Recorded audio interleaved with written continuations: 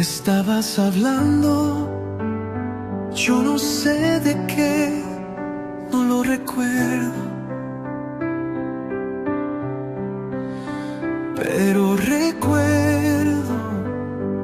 recuerdo tu sonrisa, tus labios.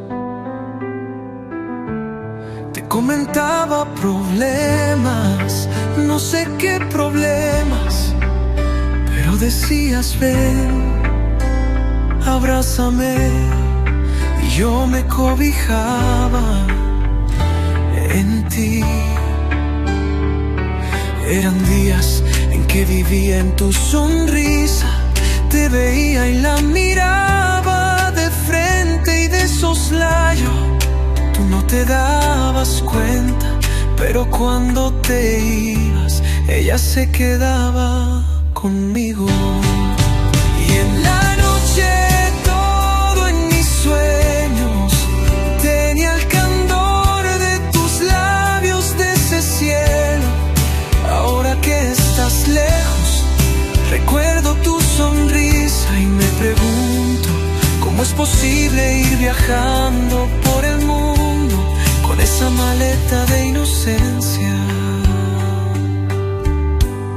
Y cuando el frío venía con tristezas, tú me decías ven, abrázame.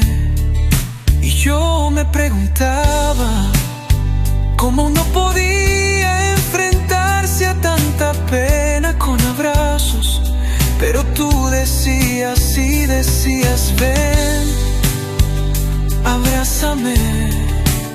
Y abrías los brazos como la misma inocencia y amor.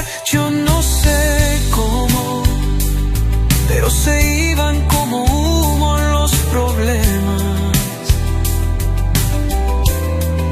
Y aquí se levantaba en un instante una casa caliente, habitada por los dos. Y en la noche todo en mis sueños tenía el candor de tus labios, de ese cielo. Ahora que estás lejos, recuerdo tu sonrisa y me pregunto cómo es posible ir viajando por el mundo con esa maleta de inocencia.